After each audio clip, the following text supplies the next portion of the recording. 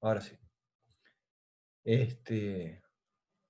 Bueno, repito muy rápido lo que dije antes, decía que vamos a ver dos temas esencialmente. Uno tiene que ver con cuál es la naturaleza de elección que uno hace del vacío del bosón de Higgs, y el otro tema tiene que ver con cómo es que hacemos para darle masas a los quarks y a los leptones de nuestro modelo estándar. Entonces, decía, construimos un lagrangiano para un campo escalar, que es un doblete complejo, en una representación de su 2 por 1, ¿sí? Acoplamos ese campo escalar de SU2 por 1 a los campos de gauge a través de la derivada covariante, de manera tal de que la simetría de gauge todavía siga siendo local, ¿sí? Y a este campo escalar le agregamos un cierto potencial. Acá hay un signo más, perdónenme, lo escribo acá, ustedes corríjanlo en la nota. Y hago un dibujito con esto. Acá hay un signo más. Tenemos un potencial, ese potencial, fíjense que también es invariante ante SU2 por 1, en ese caso es más sencillo, porque como no hay derivadas en el potencial, es una función simplemente de los campos, el producto phi conjugado por phi es invariante ante SU2 y 1, phi conjugado phi también, y elevado, esto es al cuadrado, perdón.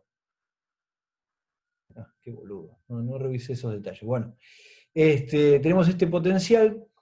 Típicamente, este signo, así como está escrito acá, uno interpretaría que esto es la masa de este campo, pero vamos a considerar qué pasa, uno considera qué pasa cuando mu cuadrado es menor a 0, ¿sí?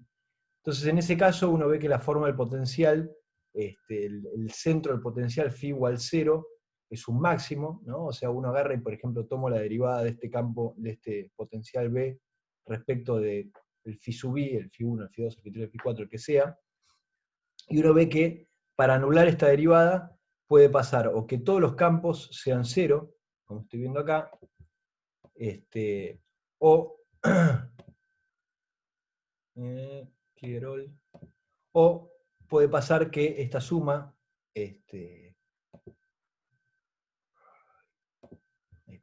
esta suma phi1 más phi2, phi1 cuadrado más phi2 cuadrado más phi3 cuadrado puede ser igual a esto, ¿sí? Obviamente, este mínimo existe solamente cuando mu cuadrado es menor a 0, ¿sí? Y este mínimo lo llamo b cuadrado.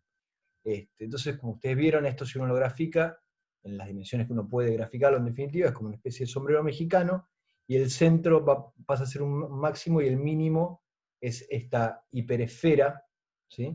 De phi1 cuadrado más phi2 cuadrado más phi3 cuadrado más phi4 cuadrado igual a un cierto valor, ¿sí?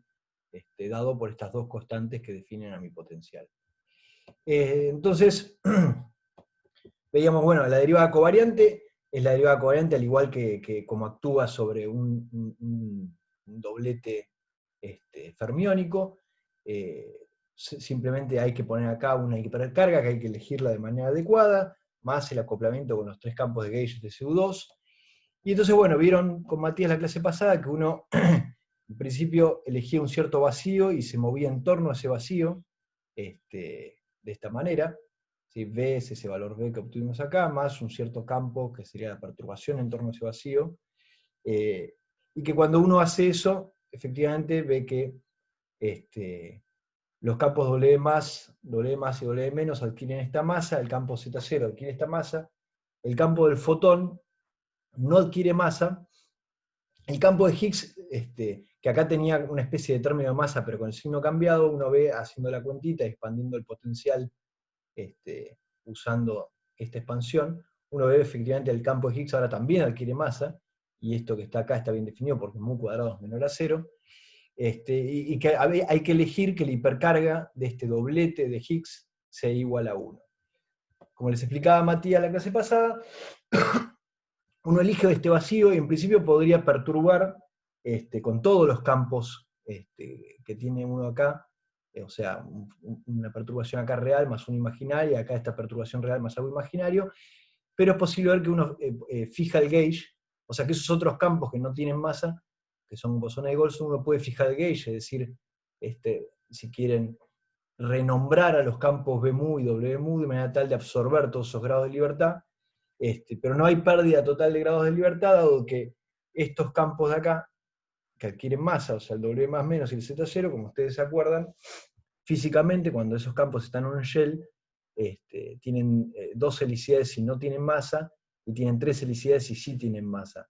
Entonces, la transferencia de grado de libertad es una transferencia de grado de libertad entre los grados de libertad escalares de este campo de gauge, que al romperse la simetría le dieron masa a los, de este campo de Higgs, que al romperse la simetría le dan masa a los campos de gauge, y al darles masa le están dando una helicidad más a los bosones de gauge que adquirieron masa, el W más menos y el Z.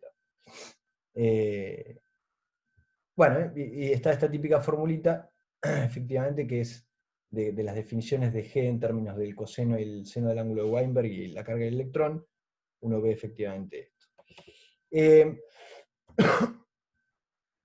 Entonces, lo que quería como responder de alguna manera, como una pregunta que uno se puede hacer tranquilamente acá, es lo siguiente. ¿Qué es arbitrario y qué no es arbitrario de esta construcción? Esto es, yo elegí al bosón de Higgs en un doblete de SU2, ¿sí? Con un cierto valor de hipercarga. Podría haber elegido otra cosa y podría haber intentado, podría haber puesto, qué sé yo, un triplete de campo de Higgs, que es un triplete de SU2, con un cierto valor de hipercarga, que fuera otro, y podría haber visto qué pasaba si hacía eso, si adquirían masa, no adquirían masa, cuál era la relación entre las masas que adquirían. Podría haber también elegido otro vacío. Piensen que nosotros elegimos este vacío, pero uno tiene una hiperesfera de 4 dimensiones de vacíos posibles, continuo de vacíos. Entonces uno se podría preguntar, ¿por qué elegiste en particular este vacío? Pues ese es un único vacío de los infinitos que tengo en esta hiperesfera de vacíos, ¿sí? Me daría todo igual si yo eligiera otro vacío. ¿Qué grado de arbitrariedad hay en esa elección del vacío? ¿Qué estamos queriendo decir cuando decimos que el Higgs adquiere este vacío? ¿Que la naturaleza eligió justo ese vacío? ¿O en realidad hay algo que es un poco más arbitrario, uno elige uno solamente para poder desarrollar y obtener algo con la cuenta, pero que en realidad es un poco más arbitrario? ¿Sí? Entonces, eso es lo primero que quiero discutir. ¿Qué es arbitrario y qué no es arbitrario de esta construcción? ¿Sí? Entonces, ¿qué cosa no es arbitrario? Es decir, ¿qué cosas que si yo hubiera elegido algo distinto me cambiaba completamente el modelo? Bueno, lo que no es arbitrario es la elección de la representación de SU2 del bosón de Higgs que elegí que está en un doblete, ¿sí? Y el valor de la hipercarga, I igual a 1. ¿Qué quiero decir con que no es arbitrario? Lo que quiero decir es que todas las predicciones físicas que yo puedo extraer de mi modelo cambian drásticamente si yo elijo otra cosa. ¿Tá? Si yo elijo a mi bosón de Higgs, en vez de en un doblete, lo elijo en un triplete, y en vez de hipercarga 1 le pongo cualquier otro valor de hipercarga, etc., las predicciones que puedo obtener de este modelo cambiarían completamente. En particular, cambiarían, por ejemplo, los valores de las masas o el ratio de las masas de los tipos que adquieren masa, etc. Ahora, lo que sí es arbitrario, y esto al principio es difícil de entender por qué, porque la cuenta cierra tan bien que parece que no, pero es arbitraria la elección del vacío que uno hizo. ¿Esto qué quiere decir? Nosotros elegimos este vacío en particular, ¿sí? Y parecía bastante mágico, porque dijimos, wow, eligiendo este vacío con esta hipercarga, me aparece justo el campo que yo definí como el campo del fotón, me queda sin masa, ¿sí? Y estos otros dos campos adquieren masa y adquieren masa distinta, porque encima también era otro requisito de las observaciones experimentales. Entonces fíjense, uno primero se contentó con la idea de que pudo construir un modelo donde unifica de alguna manera el electromagnetismo y la interacción débil. Dentro de ese modelo obtenía un campo, el electromagnético, que se acoplaba de la misma manera con las partes right y las partes left de las partículas, que eso es lo que uno observa en la naturaleza, y por otro lado obtenía otros dos campos, ¿sí?, que interactuaban de manera no simétrica con las partes left y las partes right de mis dobletes, ¿sí? En particular el W solo interactuaba con las partes left de mis dobletes, el Z interactuaba con las partes left y con las partes right, pero de manera desproporcionada, y todo eso se verificaba experimentalmente, y en particular Lo que no se verificaba hasta no introducir este mecanismo era el hecho de que esas interacciones eran mediadas por partículas masivas. Encima partículas masivas con masas diferentes. Bueno, la elección de este vacío mágicamente nos dice que todo eso está perfecto y que funciona, en el sentido de que nos da que este campo no tiene masa y que si estos campos tienen masa a través de este mecanismo, la tienen distinta y en una proporción que, bueno, tendré que medir experimentalmente y de esa manera poder fijar cuánto es este ángulo de mezcla. Pero entonces uno se puede preguntar, ¿pero qué? Si yo hubiera elegido otro vacío, ¿eso cambiaba? Y la respuesta es que no.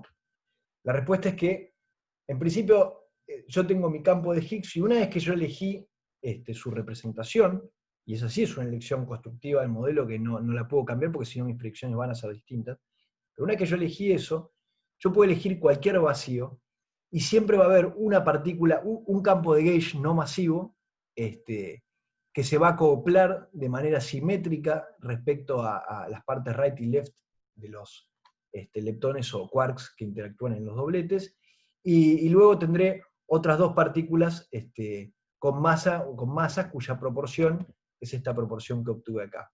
¿Okay? Si uno elige otro vacío, eso va a pasar lo mismo. La única diferencia es que yo voy a tener que redefinir completamente todas mis cambios de base para decir quién es el campo electromagnético, quién es el campo Z y quién es el campo W más menos. ¿Está bien? Entonces, en definitiva, hay un conjunto de dos arbitrariedades que parecen hacer que la cosa no sea arbitraria. Las dos arbitrariedades son cómo descompuse yo a mis campos de gauge en términos del campo del fotón, el campo de Z, el campo W más menos. Esa descomposición era un poco arbitraria, ¿sí? Y la segunda arbitrariedad es esta, es qué elección de vacío hice. Entonces esas dos arbitrariedades se combinaron mágicamente para que este campo de acá no tenga masa y estos dos campos tengan este cociente de masa. Pero en realidad, si yo hubiera elegido otro vacío, podría tranquilamente encontrar otra redefinición de los campos donde pasaría exactamente lo mismo. ¿Tá? Entonces, cuando uno hace esta cuenta, la cuenta que hicieron en la clase pasada y que la tienen que hacer ustedes bien con detalle, de agarrar este modelo, elegir este vacío y ver cómo mágicamente aparecen todas estas masas, tiene que tener siempre presente que la magia se produce en realidad porque yo elegí una redefinición de campos adecuada para la elección de este vacío. ¿Está bien? Quiero que me detengan si alguien no entiende esto que acabo de afirmar. Pero, Matías, o sea que a mí me costó bastante entenderlo cuando lo vi la primera vez. Vos podrías haber elegido otra combinación que te diera los mismos resultados, o sea, un vacío distinto, pero que igual, y otra descomposición de los campos diferente, pero haber llegado exactamente a los mismos resultados, ¿no? Exacto, eso es lo que estoy diciendo. ¿Y cómo sabes entonces que es esta descomposición y no es otra? Pará, un segundo. Pará, te respondo un segundo por qué. Porque por ahora te dije que eso pasa, pero todavía no dije por qué. La razón de por qué pasa es que, fíjense, nuestro lagrangiano tiene simetría de SU2 por 1. ¿Sí? Entonces, cuando uno dice que uno la rompe porque está eligiendo un mínimo en particular. ¿Tá? Pero está claro que mi lagrangiano sigue siendo simétrico respecto a todo el conjunto de todos los mínimos de mi lagrangiano. ¿Se entiende? Es decir, la elección particular de uno de estos mínimos es arbitraria. Sin embargo, fíjense que la condición de mínimos, φ1 cuadrado más φ2 cuadrado más φ3 cuadrado más φ4 cuadrado igual a b cuadrado, es como decir φ daga por φ igual a b cuadrado, y φ daga por φ es un invariante de SU2 por 1. O sea que el conjunto de todos los mínimos es invariante de SU2 por 1. Entonces, no puede ser que la física que yo obtenga sea completamente distinta por elegir un mínimo o elegir otro mínimo. La razón es esa, porque el conjunto de mínimos es simétrico. Entonces, ¿cuál era tu pregunta? Perdón, porque quería como aclarar eso. No, que si entonces, si vos elegís otro mínimo, tenés que elegir otra descomposición de campos. Sí. Y, Lo que yo pero, voy a llamar campo electromagnético va a ser una combinación distinta del W3 y el etcétera. ¿Entendés? ok. Y si vos te parecen cualquier mínimo, con ese cambio de la descomposición, todo es compatible con la física que vos podés ver experimentalmente, ¿no? Porque es Todo toda es la misma física. compatible, sí. Lo único, lo que va a ser feo es que todo se va a escribir de otra manera. En el sentido ¿en qué sentido? Digamos, si yo elijo otro vacío, el campo que me va a quedar no masivo va a ser una definición completamente distinta de una combinación del campo B y los campos W, ¿ok? Claro, claro, sí, sí, sí, sí. Bien, Entiendo. ahora, si pasa eso, cuando yo me armo un doblete, los dobletes de materia que interactúan con estos campos de gauge, que es el doblete, ponete neutrino, electrón, electrón, ¿sí? Nosotros vimos que por la elección particular que hacíamos nosotros de los generadores para decir quién era el campo electromagnético, nosotros decíamos, el campo electromagnético es el campo asociado a la combinación de generadores T3 más I sobre 2. ¿Te acordás? Sí, sí, sí. Bien. Entonces, si T3 más I sobre 2 es un operador que es diagonal. ¿Estás de acuerdo? Sí, creo que sí, sí. Bien, entonces al ser diagonal, ese operador que yo elijo como el campo electromagnético, o el generador que asocio al campo electromagnético, digo, T3 más I sobre 2 es diagonal, ¿no? Porque T3 es un medio menos un medio, y I sobre 2 es el mismo valor para todo el doblete. ¿No? Es algo proporcional a la identidad. Entonces, al ser diagonal justo ese operador que yo elegí para el campo electromagnético, cuando yo me armo los dobletes de materia, por ejemplo, el doblete de neutrino, electrón, electrón, yo puedo poner el neutrino, el electrón en la parte de arriba del doblete y el electrón en la parte de abajo del doblete. ¿Sí? Porque yo sé que ese tipo de arriba va a tener una carga bien definida y ese tipo de abajo va a tener una carga bien definida, carga eléctrica bien definida, que son las que uno observa en la naturaleza, que uno no está cargado y que el otro tiene carga menos uno, y ese fenómeno sucede porque justamente el generador asociado a la carga es diagonal. ¿Tá? Ahora, si yo hubiera elegido otro vacío, ¿sí? Yo agarraba y decía, no, no quiero elegir quiero elegir un vacío que en realidad es 1 sobre raíz de 2 por B más con 1 sobre raíz de 2 por B arriba y abajo. ¿Sí? Y ese, si yo hago la cuenta acá, me da que es un mínimo. ¿Tá? Ahora, ese mínimo iba a ser que el campo asociado a la partícula no masiva, a la partícula de gauge no masiva, que es el que yo pienso como el fotón, iba a estar asociado a una combinación de generadores completamente distinta a la que elegimos antes. ¿Sí? Entonces, y probablemente esos generadores, no sé, suponete que te queda el T1 más hipercarga dividido 2, por decirte algo. Entonces, esa combinación de generadores ya no es diagonal. ¿Y eso qué quiere decir? Cuando yo construya el doblete de neutrino, electrón y electrón, ya no podré poner el neutrino, electrón arriba y el electrón abajo. Me va a quedar una combinación de esas dos cosas. ¿Entendés? Entonces, va a ser una reescritura horrible de toda mi teoría. Pero físicamente las consecuencias, las cosas observables van a ser las mismas. Claro, porque no podrías escribir otra vez los dobletes como lo veníamos escribiendo, porque va a Tendría que ser un escribir quilombo. distinto. Vas a tener todas las hipercargas cambiadas, o sea, Van a en el mismo. no, o sea, los valores de hipercarga de los dobletes van a ser iguales, porque eso de vuelta, esa es la parte que no es arbitraria. Ahí hay que elegir un valor de hipercarga. Ahora, antes yo escribía mi doblete como neutrón, electrón arriba, electrón abajo, y ahora, si mi generador, que me permite distinguir las cosas con cargas distintas, es distinto al que yo escribía antes y no es más diagonal, por ejemplo, entonces mis dobletes ya no van a tener esa forma sencilla. Mi doblete va a ser una combinación de neutrino, de electrón y electrón arriba y otra combinación de neutrino, de electrón y electrón abajo. Pero sería estúpido escribirlo así, ¿tá? Porque me estoy complicando la vida escribiendo cosas al pedo. Claro, claro, sí, sí, sí, ¿Tá? totalmente. Entonces, como uno quiere escribir las cosas de manera sencilla, uno termina eligiendo este vacío en particular porque es el que es consistente con esa manera de escribir los dobletes. ¿Está bien? Pero nuevamente, no es que la naturaleza eligió este vacío, eso es arbitrario. ¿Tá? Sabemos que la naturaleza, digamos, si este mecanismo es correcto, la naturaleza eligió algún vacío. ¿Tá? Y cualquiera que hubiera elegido, mientras rompa la simetría, como sucede con este tipo de potencial de acá, es un potencial raro porque, bueno, va raro, tampoco es tan raro, pero tiene un mínimo que no está justo en el centro. ¿Tá? Entonces, o sea, tiene un mínimo donde el campo tiene que tener un valor de expectación. Entonces, la naturaleza no eligió este en particular, eligió cualquiera, eligió estar en uno de esos mínimos. O sea, la naturaleza dijo, el potencial es este que tiene mínimos que rompen la simetría. ¿Cuál? Cualquiera, porque cualquiera que vos elijas, la física que vas a derivar es igual. Ahora, qué no es cualquier cosa? Bueno, el hecho de que este tipo yo lo haya elegido como un doblete, esa sí es una elección de la naturaleza. Que el tipo este tenga hipercarga más uno, esa también es una elección de la naturaleza. ¿Está? Bien. Entonces,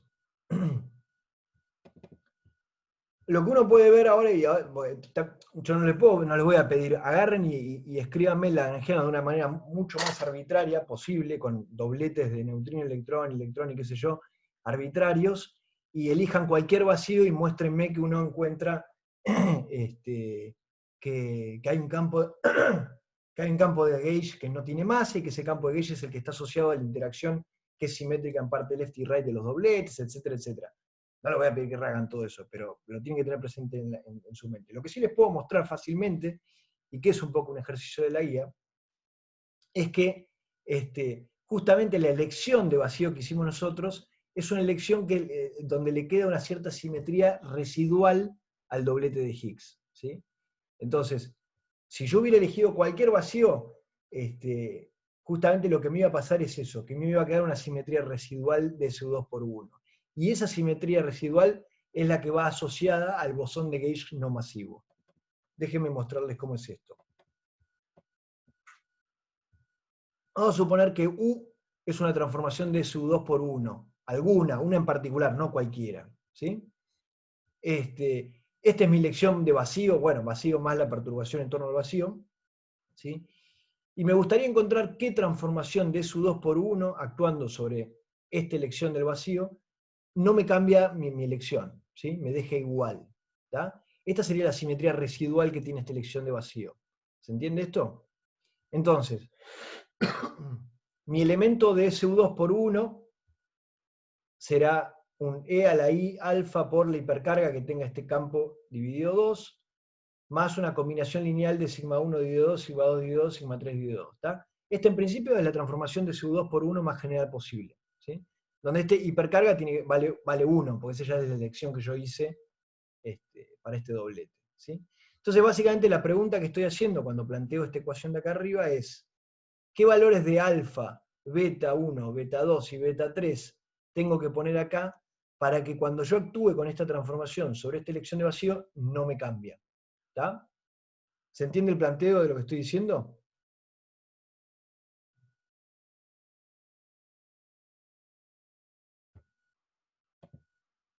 Bien. Entonces, fíjense. A ver. Bien. Entonces, actuar con una matriz que es la exponencial de algo sobre un vectorcito y que me dé el mismo vectorcito es lo mismo que pedir que el exponente actuando sobre ese vectorcito me dé 0. ¿Están todos de acuerdo con esto?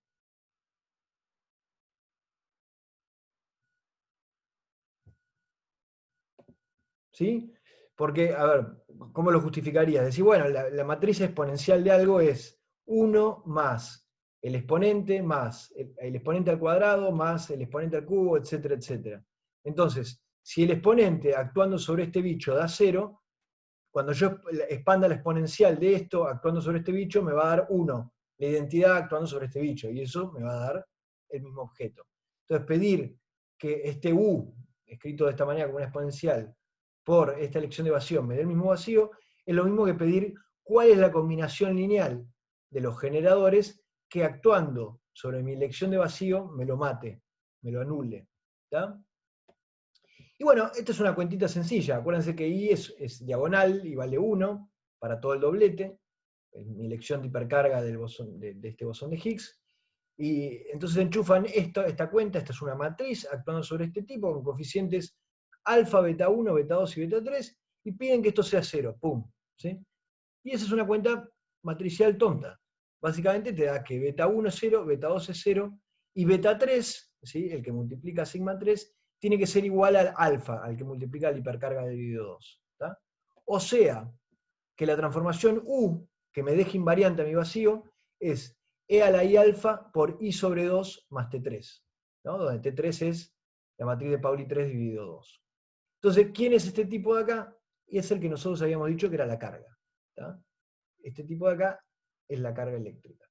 Entonces, esta es la razón por la que esta elección de vacío hace que el campo de gauge asociado a este generador, que es una combinación lineal del generador de U1 y uno de los generadores de U3, que es el campo del fotón, ¿sí? Ese campo va a quedar sin masa. ¿Tá? ¿Por qué? Porque es una simetría residual del vacío que yo elegí. ¿Sí? Entonces el punto es ver que... Matías, ¿puedes sí, repetir esa conclusión? O sea, esa última frase, por favor. la conclusión es, la simetría residual que le queda a mi vacío es la simetría asociada a este generador, Q, que es la hipercarga dividido 2 más T3. Y la hipercarga dividido 2 más T3 es el generador que nosotros asociamos al campo que habíamos redefinido como el campo AMU, que era el campo electromagnético. Entonces, la elección de vacío, su simetría residual, está asociada al campo que no adquiere masa cuando se rompe la simetría. ¿Tá?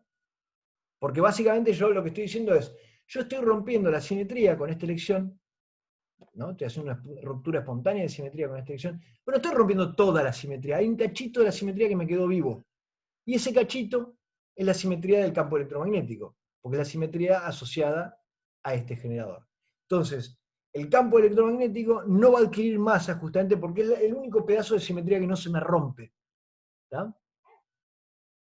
Entonces, si uno nuevamente, no se lo voy a pedir, pero si uno se tomara el trabajo de decir, elijo otro vacío, ¿sí?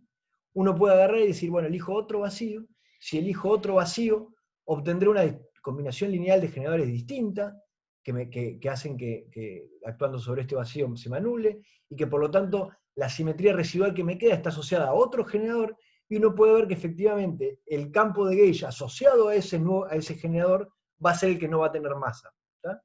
Entonces, en esa otra instancia donde yo hubiera elegido ese otro vacío, a ese lo llamaría el campo del fotón. ¿Tá? Pero en nuestra historia, que cierra toda, para no tener que reescribir todo de vuelta, esta elección de vacío es la elección de vacío que tiene como simetría residual las transformaciones asociadas a este generador, que era el generador que nosotros habíamos llamado carga eléctrica, el generador asociado al campo electromagnético. Entonces, si ahora, bueno, si pienso con el campo electromagnético y pienso en mi doblete, antes de elegir el vacío de manera genérica, ¿sí? Que tiene un campo complejo acá arriba y un campo complejo acá abajo, fíjense, si mi doblete tiene hipercarga igual a 1, ¿sí?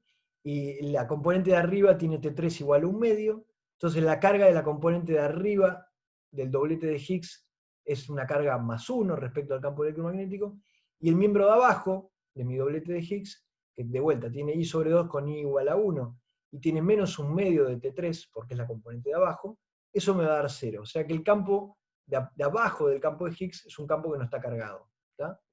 Entonces, típicamente, justamente uno lo que hace es escribir el doblete de Higgs cuando antes de romper la simetría y elegir un vacío, etc., pensar a la componente de arriba como un phi más, ¿sí? Esto sería más o más 1, y el de abajo un phi 0. ¿Por qué más? Porque este tiene carga más 1 respecto al campo electromagnético y este tiene carga nula respecto al campo electromagnético. ¿Tá? Bien. Les recomiendo, o sea, bueno, háganlo, no sé, les digo recomiendo porque no está en las guías, pero son buenos ejercicios para hacer. Los ejercicios 15.3 y 15.4 del Halsen y Martin de Quarks and Leptons, que tienen que ver con, bueno, ¿qué pasa si yo elijo a mi Higgs en otro multiplete, no un doblete, sino un triplete, un cuadruplete o lo que sea? Puedo hacerlo tranquilamente. Puedo darles otros valores de hipercarga, entonces uno podría preguntarse qué pasa con las masas de los W y el Z, qué pasa con el ratio entre esas dos masas, es el mismo, es distinto, cosas que son preguntas interesantes, ¿no? O sea, ¿qué cambia si yo cambio la representación? La elección es que cambia todo, ¿no? O sea, y por eso es importante decir que la elección del modelo, digamos, la que parece que la naturaleza acordó con nosotros para decir, esto no es arbitrario, acá tenés que hacer una elección para construir tu modelo, y la elección correcta es, este tipo es un doblete con hipercarga 1. Esa es la parte no arbitraria. La arbitraria es qué vacío elijo. ¿Tá? Bueno, entonces con eso completa el ejercicio 5 o 6, ya no me acuerdo, de la guía.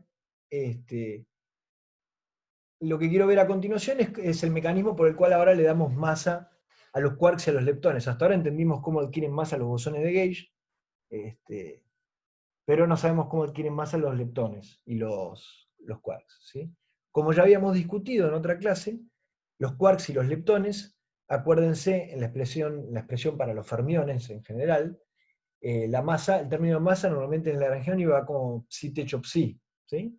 O U techo U para el quark U, o E techo E para el electrón, lo que sea.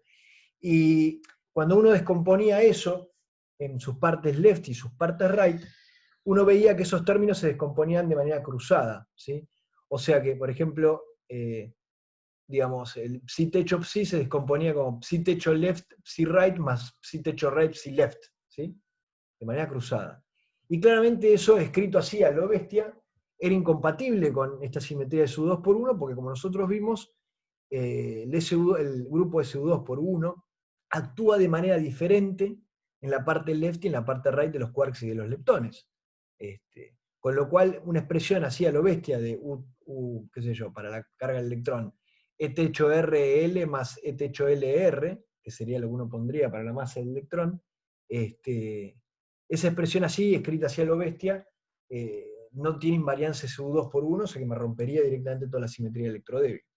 Sin embargo, uno de vuelta con este mecanismo de Higgs, con el mismo Higgs que acá, que adquiere un valor de expectación de vacío, etc., si uno construye términos de interacción entre el Higgs y los quarks y los leptones, y no cualquier término de interacción, sino términos de interacción razonables desde el punto de vista de la renormalización, eso se lo voy a contar después, y al mismo tiempo que sean invariantes de SU2 por 1, puede, a través de esta ruptura espontánea de simetría, darle masa a todas esas partículas, ¿sí?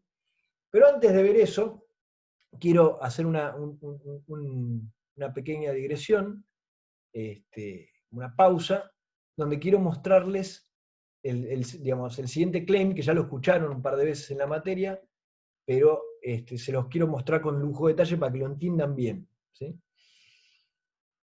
El claim es: la representación conjugada a la fundamental de SU2 es equivalente a la fundamental de SU2, ¿sí?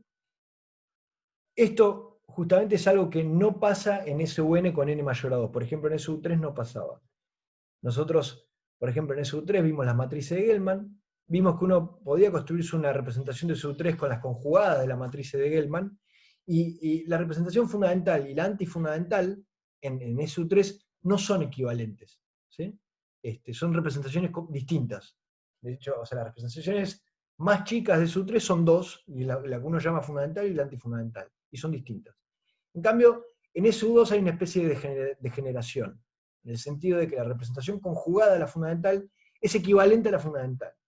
Y este hecho es bastante útil ahora, más adelante, en 15 minutos, cuando construyamos los términos de masa para los quarks, ¿sí? Pero déjenme demostrarles primero, qué quiere decir esto y cómo se ve esto, cómo se muestra esto.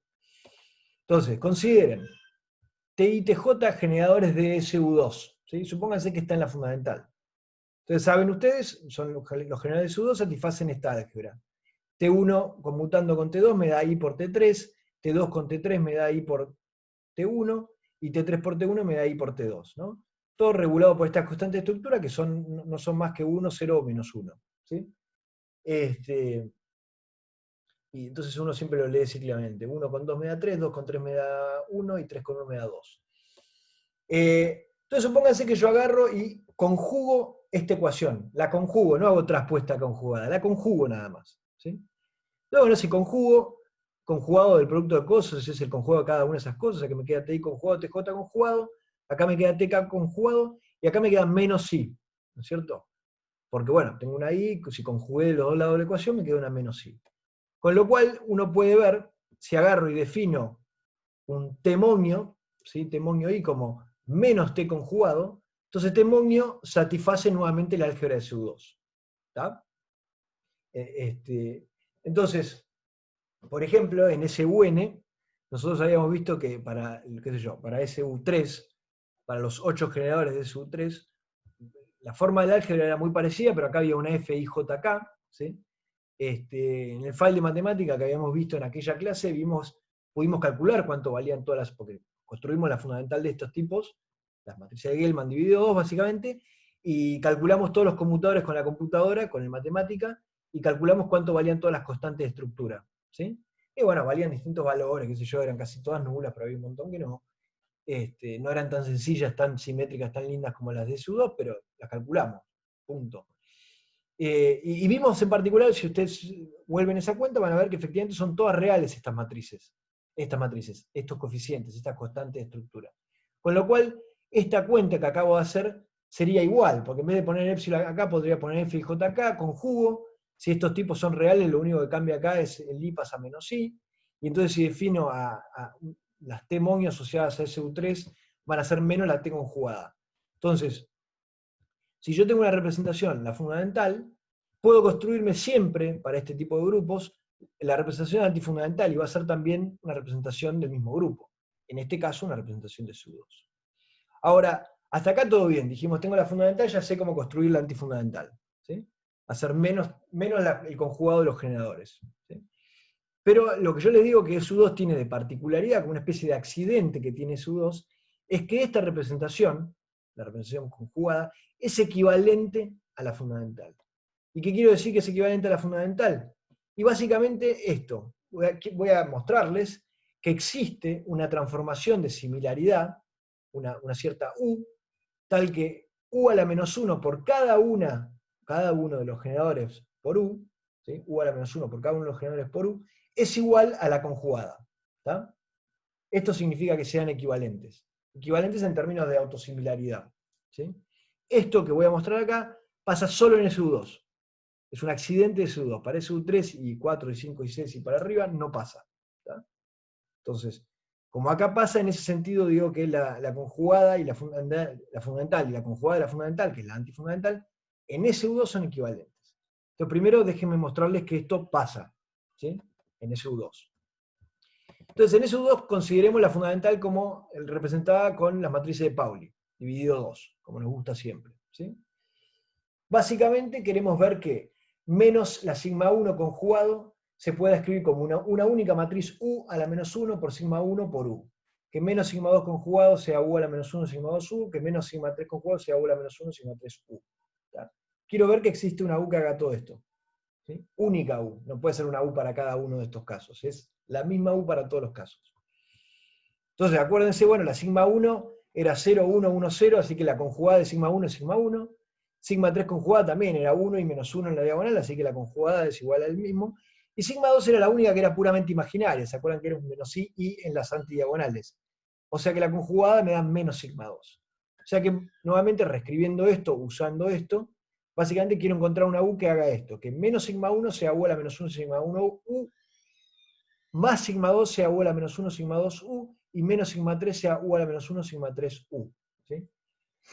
Fíjense que, como en la ecuación de la derecha tengo U y tengo U a la menos 1, si yo elijo una matriz U, cualquier número multiplicando esa matriz U también va a satisfacer esta ecuación, porque ese número va a aparecer invertido en la otra de acá. O sea que hay un número arbitrario en la elección de esta matriz. Pero la elección existe y es esta de acá. La U es justo menos i por sigma 2. 0, menos 1, 1, 0. ¿Sí? Vamos a chequearlo, ¿no? U a la menos 1, pueden chequear ustedes que es i por sigma 2 en vez de menos i por sigma 2. Y me queda la matriz 0, 1, menos 1, 0. Veamos que efectivamente esta elección satisface la ecuación 1, 2 y 3. ¿Sí? Entonces veamos la 1. Necesito que menos sigma 1 sea igual a u, que es i por sigma 2, por sigma 1 por u a la menos 1, que es menos i por sigma 2. El i con el menos i me da más 1, o sea que esto me quedó sigma 2, sigma 1 por sigma 2. Sigma 1 por sigma 2 es i por sigma 3, o sea que esto me quedó i por sigma 2 por sigma 3. Sigma 2 por sigma 3 es i por sigma 1, i por i es menos 1, menos sigma 1, que es lo que yo quería. Sigma 2 tiene que ser igual a i por sigma 2, que es la u, la u a la menos 1, por sigma 2 por la u, el i con el menos i se va de vuelta y esto me queda sigma 2 por sigma 2 por sigma 2, y sigma 2 al cuadrado es igual a 1, o sea que esto me queda sigma 2. Perfecto. Y menos sigma 3 necesito que sea igual a la u a la menos 1, que es i por sigma 2, por sigma 3 por menos i por sigma 2. El i con el menos i se van y me queda sigma 2 por sigma 3 por sigma 2, y sigma 2 por sigma 3 es i por sigma 1, y me queda i por sigma 1 por sigma 2, y sigma 1 por sigma 2 es i por sigma 3, y con i es menos 1, y eso me queda menos sigma 3. Perfecto. Entonces encontré la u que satisface esto que yo quería. ¿Sí? Y esa u es menos i por sigma 2. ¿Ok? Entonces Entonces, viendo que existe una transformación de similaridad que me conecta a la fundamental y a la antifundamental, en ese sentido digo que la fundamental y la antifundamental son equivalentes. ¿Cuál es la utilidad de esto que acabo de decir? Veamos lo siguiente. Supónganse que tienen un doblete en la fundamental de SU2. ¿Sí? Como por ejemplo el doblete de Higgs que estuvimos trabajando recién. ¿Sí? El doblete de Higgs es, le llamamos a la componente de arriba Φ+, por las razones que ya discutimos antes, que tiene como una carga +1, y al campo complejo de acá abajo lo llamamos Φ0, ¿sí? Acuérdense que estos en principio son campos complejos, después uno rompe la simetría, qué sé yo, y elige 0 acá arriba y la parte real acá abajo, y chao, pero en general es un campo complejo.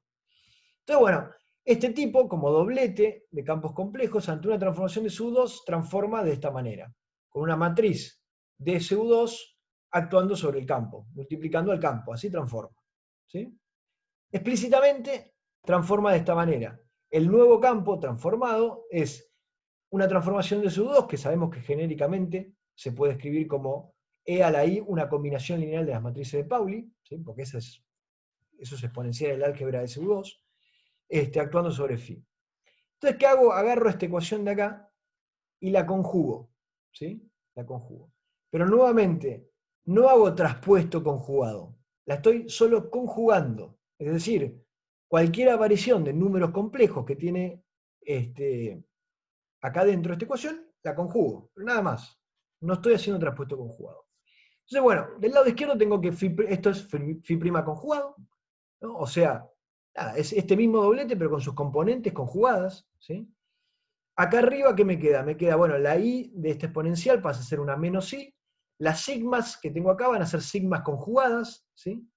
Estos ángulos de acá son reales, así que eso no cambia. Y acá me queda la Φ conjugada. ¿Sí? Ahora, acuérdense, habíamos dicho que existe una U tal que menos sigma I conjugado era igual a U a la menos 1 por sigma I por U. No solo mostramos que existe, las construimos explícitamente. ¿Sí? Entonces uso esa ecuación. Entonces acá me queda que Φ' conjugado es E a la U a la menos 1 por I por sigma, producto escalar con tita sobre 2, por U, todo multiplicando a Φ conjugado. ¿Sí? Párenme un segundo si alguien no entiende algún paso en particular de esta cuenta. ¿Alguno no está cachando algún paso de esta cuenta? Usé la propiedad que habíamos demostrado en la página anterior. ¿Sí? A ver, tengo un chat. No, se entiende. Ok, espero que esa coma esté bien puesta. Porque si estaba Yo me perdí un toque de a dónde estábamos yendo con todo esto. Primero te mostré en la página anterior que la representación conjugada es equivalente a la representación fundamental a menos de una transformación de similaridad, que es esta. ¿Hasta ahí estás de acuerdo? Dale, sí. Bien, en esta página te voy a mostrar cuál es la utilidad de esa afirmación, ¿tá? Porque hasta ahora era una curiosidad.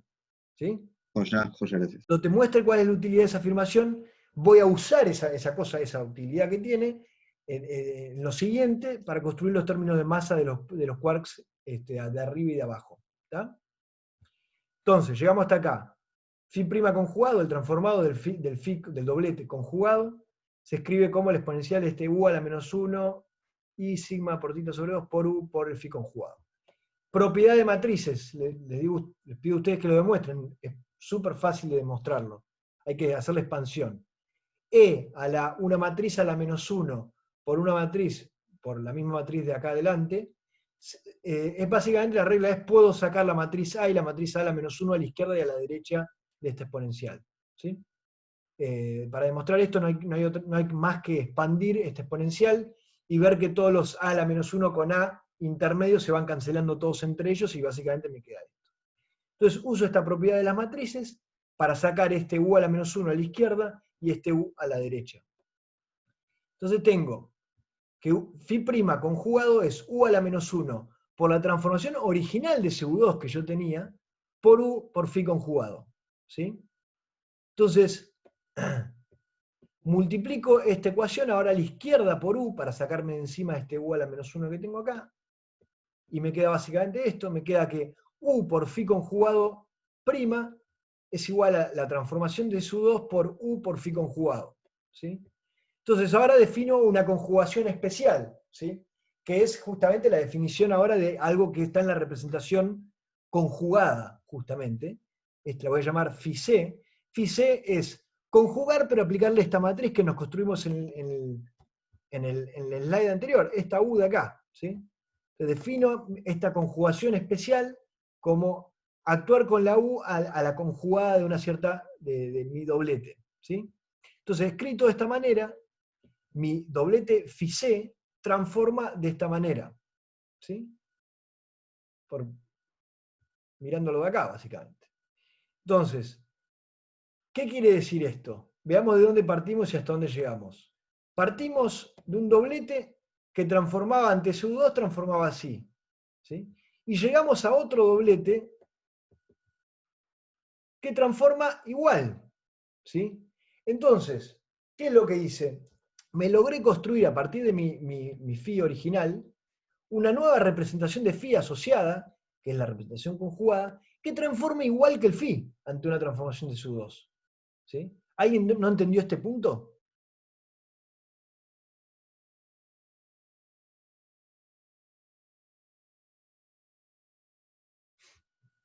A ver, chat. No, va bien. ¿Está?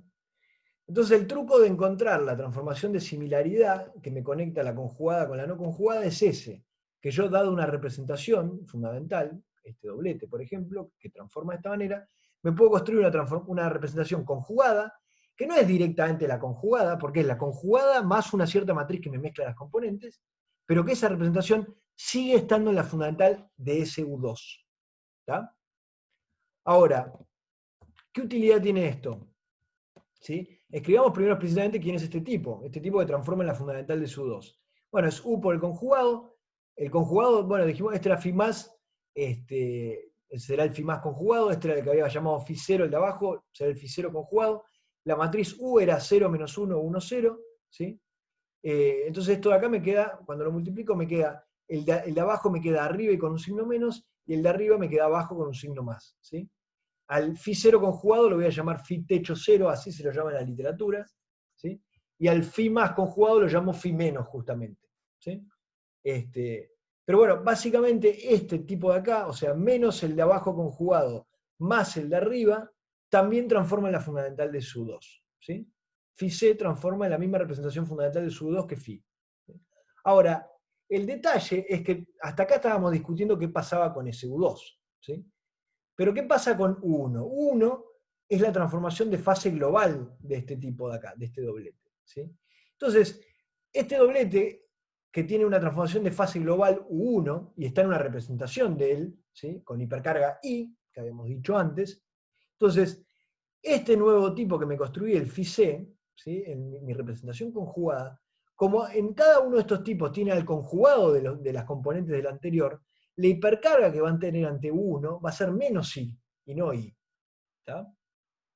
Entonces lo lindo de este mecanismo es que me construí, a partir de mi campo phi, que estaba en una representación de SU2 y que tenía una hipercarga I, me construí otra representación, que en definitiva es recombinar sus componentes y conjugarlas, y que esa representación sigue estando en la fundamental de SU2, pero tiene la hipercarga contraria.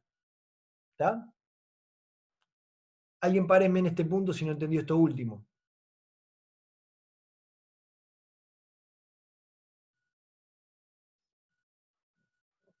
De nuevo, perdón, ¿por qué es que tiene la hipercarga contraria? Porque fíjate, la hipercarga, ¿qué era? La hipercarga es lo que aparece en la exponencial cuando hubo una transformación de U1, ¿no es cierto? ¿Estás de acuerdo con eso? Sí, Bien.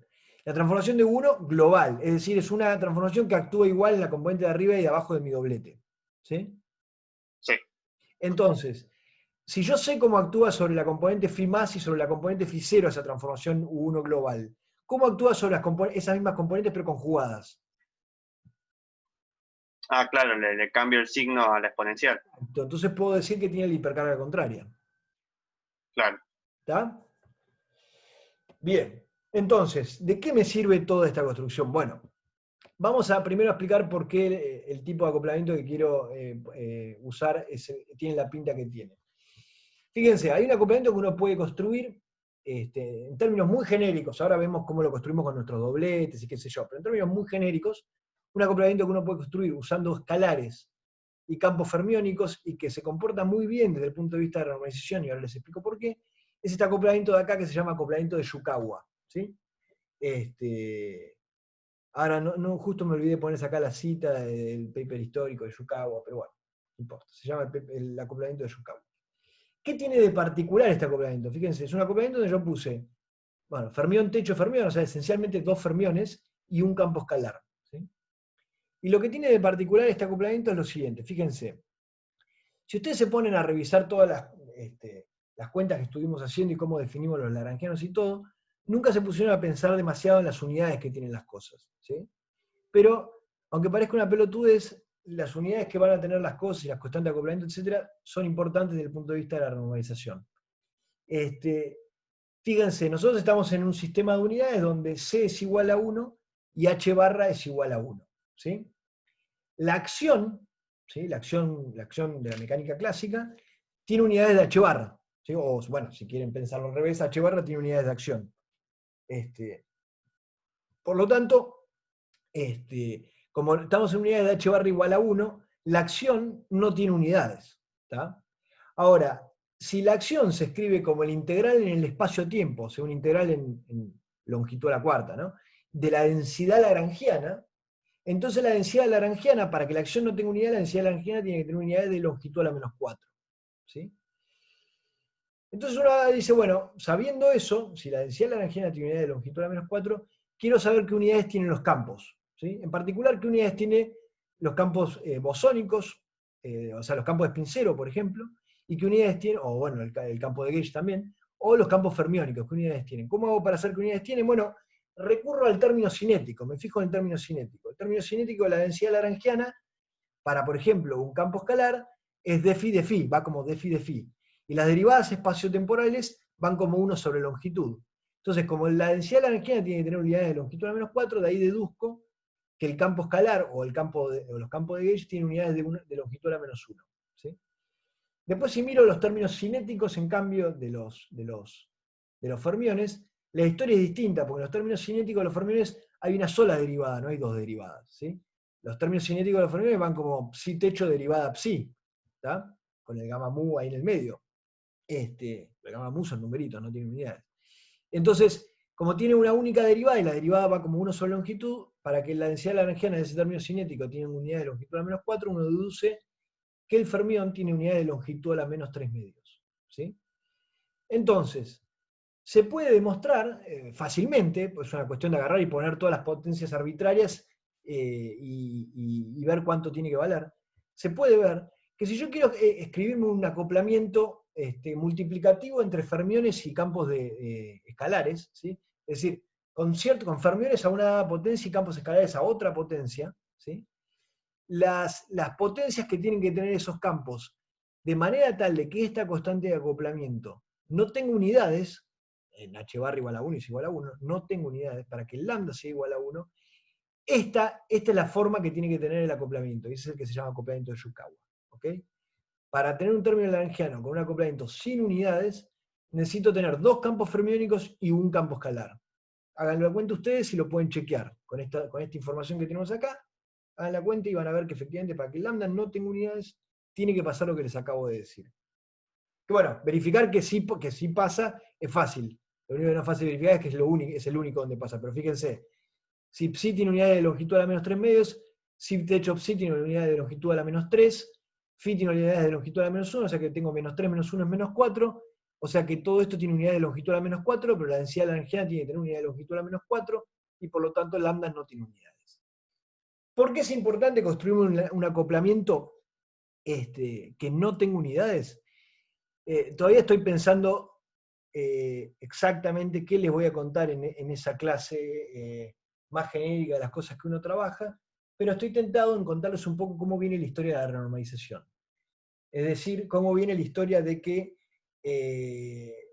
eso que discutimos en su momento, que los acoplamientos que aparecen en lagrangiano no necesariamente son los que uno observa, y que por lo tanto con esa consideración uno puede de alguna forma renormalizar todos los infinitos que hay en la teoría, y que la consecuencia de eso es que los couplings de la teoría, los acoplamientos de la teoría corren con la energía, es algo que vieron con Gustavo más en detalle, Y todo ese proceso, en ese proceso que se llama renormalización, es clave, es fundamental e indica un montón de cosas respecto a la renormalizabilidad de la teoría, el hecho de que los acoplamientos, ¿sí?, las interacciones entre distintos campos, los acoplamientos, no tengan unidades.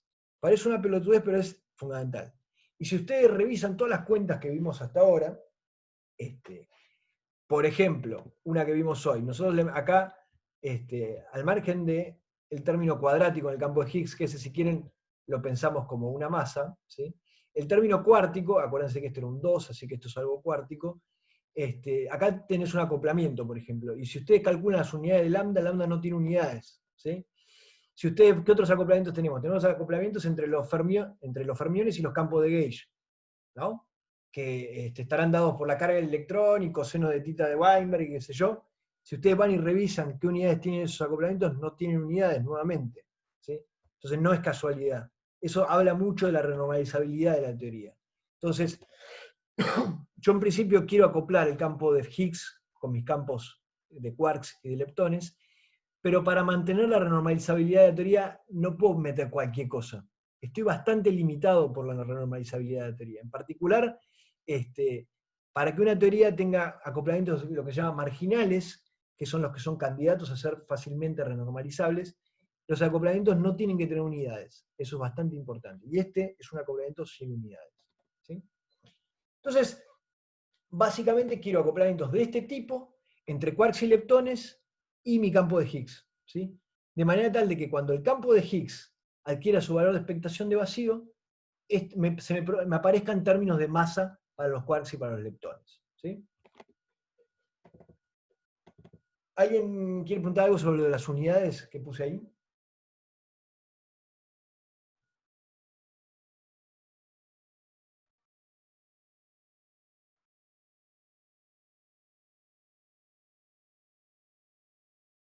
Bueno. Y obviamente no cualquier acoplamiento, voy a querer acoplamientos que sean invariantes ante transformaciones de SU2 por U1, ¿sí? Entonces fíjense, este es el acoplamiento más sencillo que uno podría construir del tipo Yukawa, como les acabo de contar, invariante de SU2 por U1, no es el único, pero es el primero que uno trataría de escribir, que es lo siguiente, fíjense. Veamos todas las recetas, todo lo que necesitamos.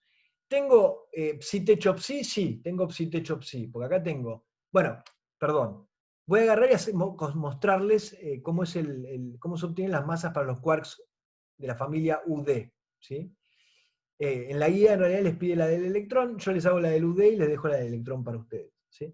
Entonces, del electrón, de la familia UD tengo el doblete left UD y los singletes right de U y de D, ¿sí? Entonces, fíjense, ¿tengo psi techo psi? Sí, acá tengo psi techo, una especie de un fermión techo por un fermión, y un campo de Higgs. O sea que en ese sentido este es un acoplamiento del tipo Yukawa, como decíamos antes. Con lo cual, mi conteo de unidades me dice que GD no tiene unidades y eso es bueno desde el punto de vista de la renormalizabilidad de la teoría, ¿sí? Ahora, por otro lado, yo necesito que esto sea invariante de SU2 por U1. Bueno, este producto, el producto del doblete techo por phi, acuérdense que este phi es un doblete parado y este es un doblete hacia costado, este producto acá es invariante ante SU2, ¿están todos de acuerdo? Es invariante ante SU2, ¿sí? Y acá tengo que poner a uno de los right. ¿Por qué tengo que poner uno de los right? Y bueno, porque tengo que poner un singlete de SU2, de manera tal de que un producto invariante de SU2 por un singlete de SU2, esto es todo invariante de SU2, ¿sí? Ahora, ¿qué singlete de SU2 tengo que poner acá? ¿Pongo el U o pongo el D? Bueno, voy a poner el que tenga que poner para que la suma de las hipercargas de cada uno de estos términos me dé 0, ¿sí? ¿Por qué quiero que la suma de las hipercargas de cada uno de estos términos me dé 0? Porque quiero que no solo sea invariante de SU2, sino que quiero que sea invariante de 1 hipercarga, porque yo quiero preservar la simetría de SU2 por 1, ¿sí? Entonces, fíjense, el campo de Higgs habíamos dicho que tenía hipercarga más 1, ¿sí? El doblete UD, era el ejercicio que me entregaron este lunes, ¿sí? El doblete UD tenía hipercarga 1/3, ¿sí? Si hicieron bien las cuentas, y bueno, de hecho la escribimos en la clase pasada, el doblete UD tiene carga 1/3. El doblete UD traspuesto conjugado tiene carga menos 1/3. Entonces, entre el campo de Higgs y este doblete traspuesto conjugado, tengo menos 1/3 más 1. ¿Sí? Con lo cual, lo que ponga acá, el tipo que ponga acá, el singlete de SU2 que yo ponga acá, sí o sí tiene que tener hipercarga menos 2/3 para que estas tres cosas se anulen y este tipo sea invariante de 1. Entonces, ante la posibilidad de elegir el singlete DR o el singlete UR, no me queda otra que elegir el singlete DR, que es el que tiene hipercarga menos 2/3, que también lo deberían haber visto en el ejercicio que entregaron. ¿Sí? Entonces, este término es invariante de SU2, singlete de SU2, perdón, es invariante de transformaciones de SU2 y es invariante de transformaciones de U1. ¿Por qué? Insisto nuevamente, ¿por qué es invariante de transformaciones de SU2? Porque acá tengo un producto invariante de SU2 y acá tengo un singlete de SU2. ¿Por qué es invariante ante U1? Porque la suma de las hipercargas de cada uno de los tipos es 0. ¿Sí?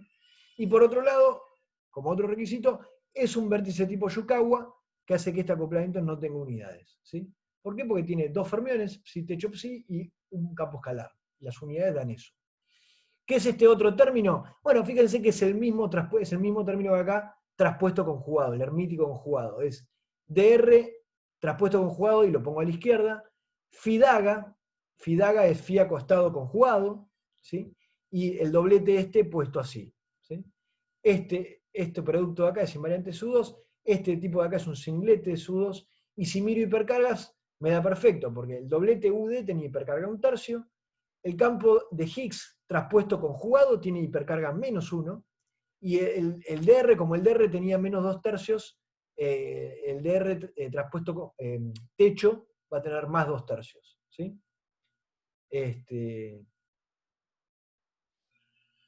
Entonces esto me da menos 2/3, 2/3 menos 1 más 1/3, 0. Bien. Entonces, hasta acá genial, me construí un término real, es real porque es el término más su traspuesto conjugado, del tipo Yukawa, invariante SU2 por U1, y ahora sí, digo, bueno, pongo al Phi en su vacío, ¿sí? Y bueno, el vacío del Phi, el Phi va a ser este vacío más una excitación en torno a ese vacío, de manera tal de que todas las otras excitaciones en torno al vacío me las comí con la elección de gauge, ¿sí? Si hago eso, si explícitamente meto este Phi acá, veo que efectivamente los campos U desaparecen y me queda de techo L de R más de techo R de L con el valor de expectación del Higgs y un término exactamente igual, pero donde va el valor de expectación del Higgs va el campo de Higgs, H. ¿Sí? Si yo a esto de acá, que es una constante, lo llamo la masa del D, efectivamente llego a que este término es un término de masa para el campo D y un término de acoplamiento entre el campo D y el bosón de Higgs a 3 patas. ¿Sí? Claramente, este mecanismo no me está dando una predicción para la masa del D, ¿no es cierto? Porque esta constante de acoplamiento que puse acá, en principio es arbitraria. Después tendrá una renormalización, correrá con energía, lo que ustedes quieran, pero su valor no lo puedo predecir por este mecanismo. ¿Tá? Pero bueno, el punto es, y esta es la razón por la que les estuve explicando qué onda con la representación conjugada, ¿sí? De un doblete en la fundamental, y la razón es que fíjense que hicimos esto, lo hicimos todo prolijito con todos los requisitos que nosotros queríamos que tuviera, que fuera un vértice tipo Yukawa, que tuviera invariancia SU2 por U1, etc. Metimos el vacío, pum, y nos dio más al D, pero no le dio más al quark de arriba. ¿Tá? Y el quark U y el quark D, los dos tienen más. Entonces me gustaría un mecanismo que le dé más al quark de arriba. Y ahí es donde entra el uso de la representación conjugada del Phi. ¿Sí? Porque la representación conjugada del Phi, el que yo llame Phi C, como habíamos visto antes, todavía era un tipo en la fundamental de SU2, pero tenía el hipercarga opuesta al campo de Higgs. ¿Sí? ¿No? Entonces, este tipo de acá está en la fundamental de SU2, pero tiene hipercarga menos 1. Entonces, eso es útil, justamente, porque fíjense, me puedo construir lo siguiente. Me construyo un producto invariante ante SU2, que sería, de vuelta, el mismo doblete techo, que es traspuesto conjugado multiplicado por el gamma 0, ¿sí? El doblete techo, left, ¿sí? Que tiene una hipercarga bien definida, multiplicando a la tirita esta, que es el conjugado que habíamos definido antes, ¿sí? Y si yo miro la hipercarga que tengo hasta acá, tengo menos 1/3 y ahora tengo menos 1, o sea, esto me da menos 4/3. Y eso es lo que acá me permite meter a un tipo con hipercarga 4/3, ¿sí? Que es un singlete de SU2, de manera tal de que la suma de las hipercargas me da 0 y que todo esto es un invariante ante SU2. ¿Sí? ¿Y qué pongo acá en el otro término? El traspuesto conjugado de para que todo este lagrangiano sea real. ¿Sí? Y van a tener las hipercargas opuestas, menos 4/3 más 1 más 1/3. Entonces, si hago esto, con esta representación conjugada, ¿sí?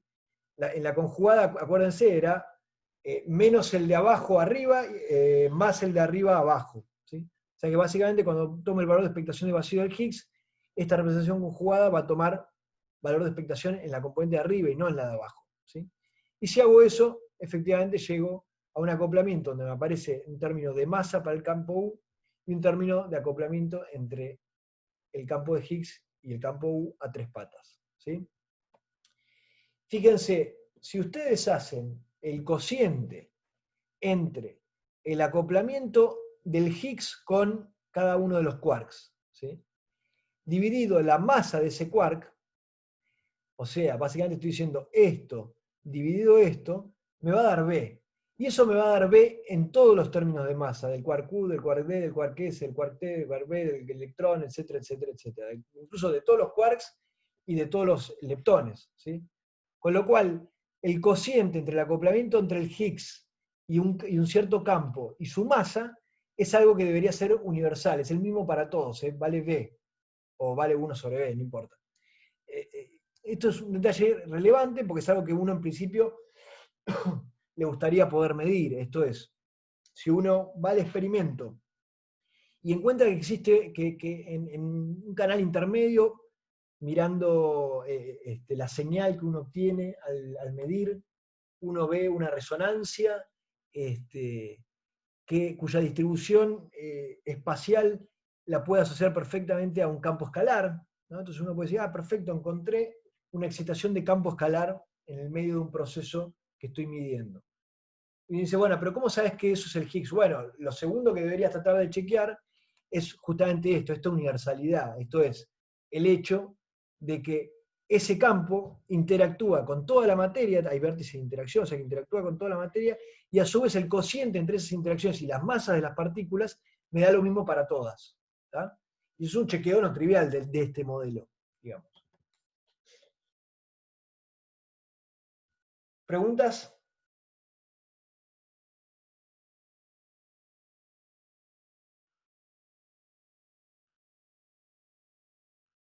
Bueno, en la página 340 del libro de Halsen y Martin, del Quarks and Leptons, está discutido esto que acabamos de hacer, cómo se le dan masa a los quarks.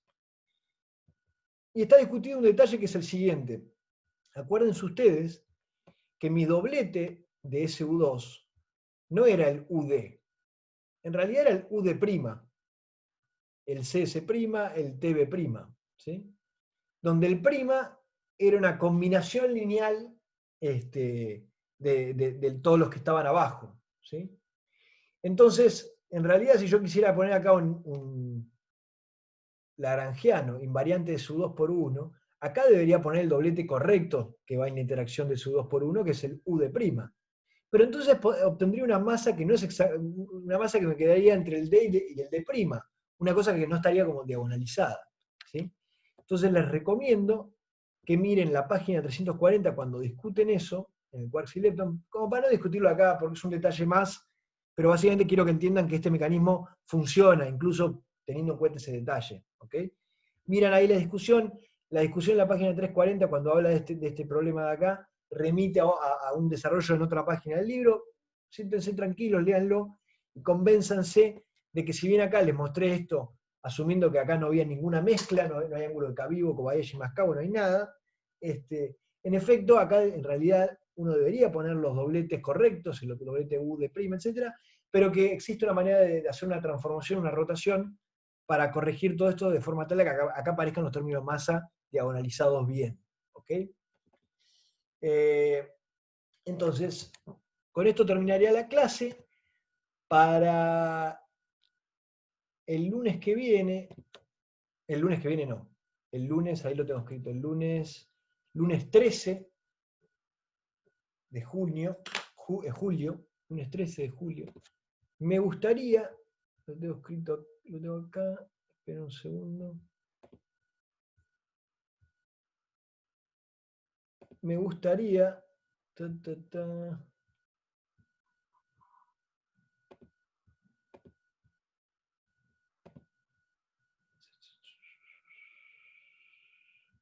¿Dónde tengo la guía? Tengo que dejar de compartir porque el cosito de arriba no me deja tocar el tab adecuado. Espera un segundo. Dejo de compartir. Pongo el tab correcto. Ahí está. Ahora vuelvo a compartir. Bien. Quiero que me entreguen el ejercicio 7 y 8. ¿Está? El ejercicio 7 dice, dibuje todos los vértices de interacción que involucran al menos una línea asociada al campo de Higgs. ¿Sí? Esto piénsenlo con cuidado. Fíjense que tenemos, por un lado, lo digo así muy por arriba, pero tenemos todas las interacciones entre el Higgs y los quarks y los leptones que vienen de los términos de masa que acabamos de construir. Tenemos todas las interacciones entre el campo de Higgs y los campos los campos de gauge, porque acuérdense que el campo de Higgs no solo le va a dar masa a los campos de gauge, sino que va a dar una interacción residual al respecto. Y después vamos a tener todas las interacciones entre el campo de Higgs y él mismo. ¿Tá? Entonces hay que tener cuidado para poder escribir todas esas interacciones. Y el 9, fíjense que parece un poco esquemático, pero a mí me gustaría que se sienten y que lo hagan bien. Esto es que agarren el lagrangiano de todo el modelo estándar, ahora que lo terminamos de ver, porque con esto concluimos el modelo estándar, y término por término vayan entendiendo exactamente qué significa cada una de las líneas de este diagrama. ¿Sí? Es decir, ¿qué quiere decir que bueno, los gluones interactúan consigo mismos? ¿En qué vértices veo eso? ¿En qué vértices veo que los gluones interactúan con todos los quarks? ¿En qué vértices veo que los quarks interactúan con el bosón de Higgs? Veo que el bosón de Higgs interactúa consigo mismo, que el bosón de Higgs interactúa con el Z, que el bosón de Higgs interactúa con el W, que el bosón de Higgs no interactúa con el fotón, pero interactúa con todos los leptones, y los leptones interactúan con el fotón, y el fotón interactúa con el W más menos, etcétera, etcétera, etcétera. Entonces, es un ejercicio bastante conceptual, pero de alguna manera es para que ustedes revisen todo el lagrangiano del modelo estándar que vieron hasta ahora, y lo fuimos construyendo a bloques, lo tengan todo enfrente, y con cuidado vayan desarmándolo y entendiendo por pedazos dónde están todas las interacciones de todos estos circuitos, de este diagrama. ¿Tá? Es una buena manera de estudiar el modelo estándar, básicamente, de entender bien cómo se construye. Solo para aclarar, ¿es el 8 o el 9? Entonces, son los dos. Claro, es el 8 y el 9, entonces sí, son los dos. Son los dos. Puse los dos porque acá Mauricio puso un burro en los dos, entonces supongo que es fácil. Yo nunca le pregunté si con eso quería decir que para él era fácil o qué, pero bueno. Así que, bueno, con esto terminaría la clase. Y con esto completamos, si quieren, la construcción en la práctica del modelo estándar. ¿Preguntas? Una pregunta, Matías. ¿El lagrangiano completo del modelo estándar es la suma del lagrangiano de QCD y el electrodébil? Sí, con todos los términos, ¿no? O sea, tenés el lagrangiano de QCD, esto es el lagrangiano de todos los quarks con su SU3 gageado puestos en las familias correctas. El lagrangiano de SU2, que es lo mismo, pero para todas las familias de quarks y leptones. ¿Sí? El lagrangiano de Higgs, que es el pedazo que analizamos hoy. ¿Sí? ¿Y qué más? Tengo Higgs. Y bueno, y todos los términos de, acordate de cada uno de los términos para los campos de gauge, esto es, para el campo B y para los tres campos W, y para los campos de los gluones, tengo que poner el menos un cuarto o menos un medio de traza de bla, bla, bla, para cada uno de ellos. ¿No? O sea, tengo Está bien, perfecto, es la suma de todo eso. todas Bien, las cosas que estuvimos viendo en estas últimas dos guías, básicamente. todo sumado, bárbaro. Exacto. ¿Qué interacción le falta a ese lagrangiano? Que es muy evidente.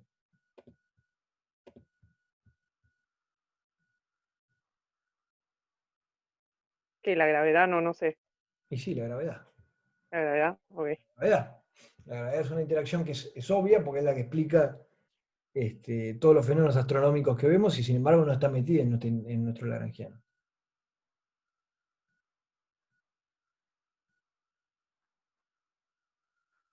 Bueno.